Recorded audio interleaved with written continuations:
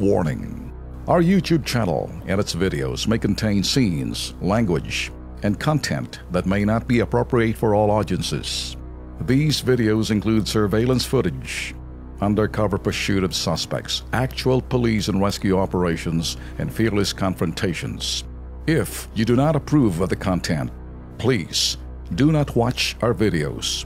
If you wish to continue, we strongly advise that you proceed with caution. Viewers' discretion is advised.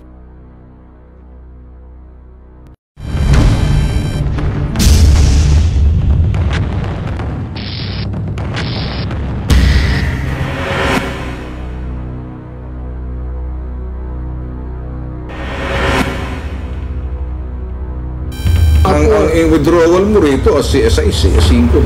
Kaya nga sir, baka Teka mo na magulo eh. Kasi kung magkakaroon ng investigation, ikaw suspect. Yun na nga, sa akin mga kasi wala akong katibayan eh. Yun ang problema nga eh. Problema mo. 3 ng Mayo, lumapit sa Bitag Action Center si Marison Espinosa. Ito'y upang paimbestigahan sa Bitag ang umano'y kulang-kulang na 50,000 na bayarin sa kanyang Citibank credit card. Hindi daw siyang nag-withdraw ng nasabing halaga at katakatakang lumagpas sa credit limit ang mga cash advances transaction na lumabas sa statement of account ng kanyang Citibank credit card. Sa laysay ni Marison sa Bitag, 6 ng Setyembre noong nakaraang taon, isang sulat mula sa Citibank ang kanyang natanggap sa pamamagitan ng fax. Sinundan ito ng isang tawag mula sa isang nagpakilalang empleyado daw ng Citibank. Ibinalita nito kay Marison na itataas na sa 125,000 pesos ang credit limit ng kanyang credit card. At ang instruction daw sa kanya, gupit-gupitin ang kanyang Citibank credit card at ilagay sa isang sobre upang mapalitan ito ng bago. Isang Citibank representative daw ang pipick up nito nung araw din yun. Subalit, pagkalipas ng ilang araw, walang credit card na dumating sa kanyang opisina at sa halip, statement of account na meron siyang 48,000 pesos na dapat bayaran. Sa umpisa pa lang, nagdududa na ang Bitag sa sumbong ni Marison. Dito, siya ang aming suspect. Pero habang tumatagal ang kanyang pagpapaliwanag, unti-unti namin nakita ang kilos at galaw ng sindikato dito. Kailan mo natanggap to? Hindi ko lang kung 7, 5, ganyan. Basta first ng September yun, mga September. Ikaw ba ang nag-withdraw nito? Alin sir? Yung mga cash advances na to? Yun nga sir, di ako nag-withdraw ng cash advance. Alam ko talaga sa cash advance, 30% lang ng credit limit. Kung ang credit limit ko is 48,000, ang pwede ko lang i-cash advance is 14,000. Doon ako nag-aano sa Citibank, bakit pinahintulutan na makapag-cash advance na ganyang kalaki? Sa SBC. Pero ako Metrobank, may bank card. Wala namang problema ganyan eh. Kapag cash advance ako, hindi naman ganyan. Tsaka hindi ako nakapag-cash advance ng ganyang kalaki. Dahil nga, alam ko, meron silang limit na 30% lang. Almost 15,000 lang. Bakit yan? Nakapag-withdraw ng ganong kalaki. Gaano kalaki? Eh, kulang-kulang 50 mil eh. Nasa akin i-charge. Sa isang araw? Yes, sir. Sa ipinadalang statement of account ng Citibank kay Marison, merong 6 na sunod-sunod na cash advance withdrawal na umabot sa 29,000 pesos sa loob ng isang araw lamang.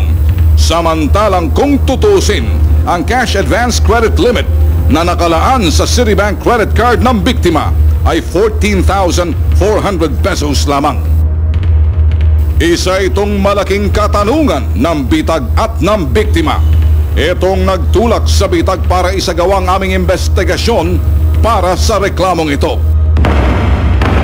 Una naming hinanap ang bangko kung saan naisagawang sunod-sunod na transaction ng cash advance withdrawal sa credit card ni Marison.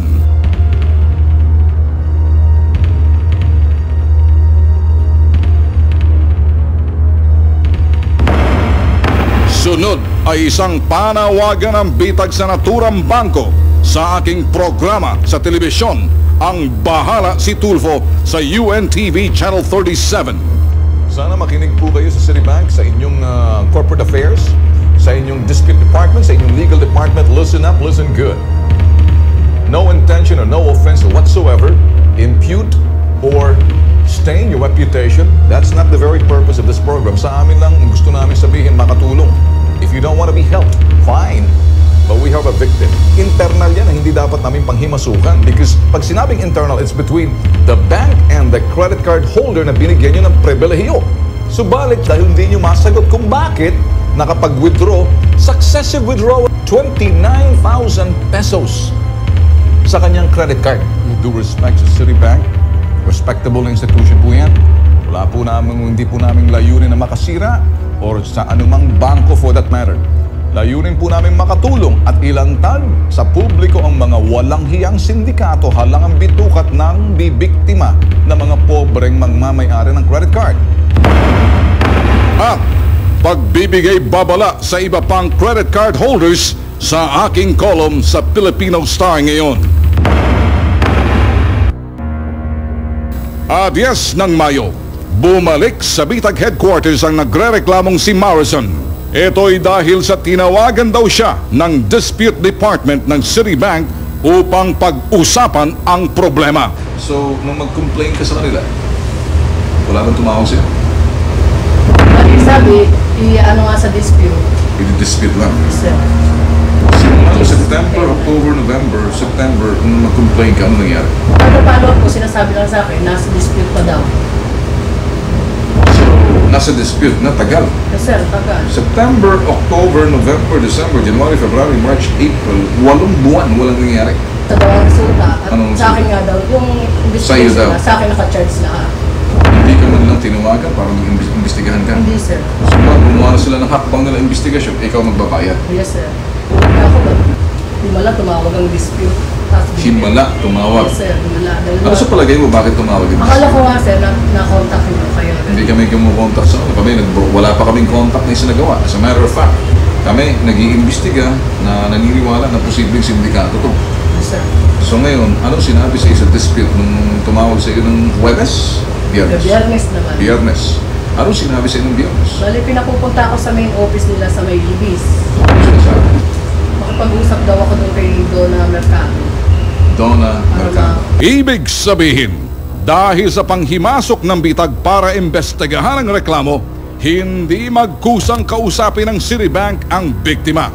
Sa iba pang mga credit card holders ng anumang bangko, hindi lang sa Citibank, puhitaw na kayo kasi unang-una baka magiging biktima kayo na sinasabing syndicated credit card scam tulad nitong narareklamo sa atin ngayon. Pag ikaw in possession of a credit card, anytime and every time na you make a transaction, you expose your account number. Okay, mananawagan sa mga nanonood at sundan ng maigi kung ginagawang investigasyon ng bitag.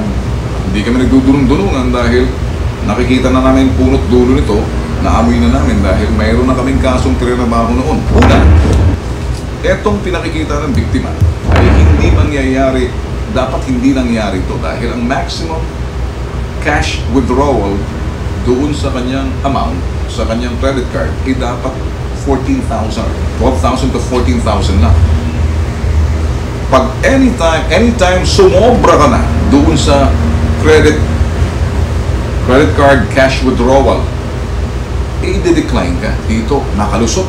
Nabiktima siya ng sindikato dyan na somebody nakapag-access doon sa kanyang credit card. O nagbayad sa credit card, yung credit card na naibigay niya, maaaring naidaan sa isang skimming machine. Skimming machine is just like a cigarette pack of Marlboro na ikikis-kis mo lang, makukuha yung mga data stored doon sa credit card. That's the time nagagawa ng duplicate itong sindikato. Nahawak-hawak niya yung original na credit card, pero hindi niya alam na the card na hawak niya was already duplicated. When namasukan namin, abay gusto ng pag-usapan at pinapupunta siya sa dispute. Ang gagawin natin, tatawagin natin ngayon. Alright, at gagawin natin to see na manghihimasok na kami. Either they allow us or they don't allow us, pero ikaw yun. But I think dahil nanghimasok na kami, they should answer this. Okay, tatawagin natin yung credit card customer service. Ang unang bagay lang na gusto kong tanungin sa inyo, bakit pinayagan ang Citibank na makapag-withdraw sa EBC, Equitable Banking Corporation, kung tama ako, ng 29,000 successive transaction in one day, the same day, ang credit limit cash advance niya lang is sa credit, yung sinasabing credit advance limit niya is 14,400 Dito, nakapag-withdraw siya ng 29. Abay, napakagaling ng kanyang contact sa loob. You must have your information right before your eyes. Kung magkano ang maximum. Could be available, sir, kasi we have what we call lumalabas nga na biniwito mo ako Sir, their information are not available immediately. No, ka bang supervisor dyan? I know they're... Sir, if the information... Do you have a do you have a supervisor now? I'll be looking for one. Yes, ma'am. Hi, Good yes, evening. Good evening, sir. This is Ivy Padilla. Ma'am, nandito sa amin yung... we're trying to help you out. Please understand that we're not a foe. We're trying to help out. Because, kami sa BITAG, we are after syndicated group. We're after, modus. We're after scammers. And we have reason to believe na baka na bibiktima na kayo ng sindikato. Alam ko na nasa dispute department yun na ata itong account na to. And I'm sure that you look at it now. Are you looking at it now? I'm looking at it right now, sir. Although the officer is one of the name. Of course, confidentiality. Wala namang problema, ma'am. Kasi sa akin, kahit nasabihin ko, I have all the records with me now. That's correct. You don't really have to tell me that. Kasi unang-una, whether you like it or not, I will give you information. Paano nangyari na inalaw niya magkaroon ng cash advance na 29,000 total? Kung in fact, cash advance limit niya lang is 14,400 at time. Maybe for purposes of confidentiality. Paano natin malalaman ang sindikato rito? Kasi unang-una, hindi mo masagot lahat ng mga questions. Hindi maganda para sa Citibank niya. Alam ng BITAG ang confidentiality clause sa pagitan ng bangko at ng mga credit card holders nito. Sa kaso ng Citibank, nire-respeto ito ng BITAG, subalit may biktima dito. At ang sinasabing confidentiality clause ang magsisilbing kubli sa mga sindikato ng credit card scam. Hindi ito madali para sa BITAG. Hindi estilo ng BITAG na manahimik sa mga modus tulad ng credit card scam. Layunin namin ang makatulong dahil maging ang bangko tulad ng Citibank ay biktima. Tungkulin ng BITAG ilahad sa publiko ang katotohanan sa likod ng problemang ito upang makaiwas ang publiko sa bitag ng malikhaing sindikato. Hindi pa tapos ang investigasyon ng BITAG para sa problemang ito. Mananatili kaming nakatutok. Abangan!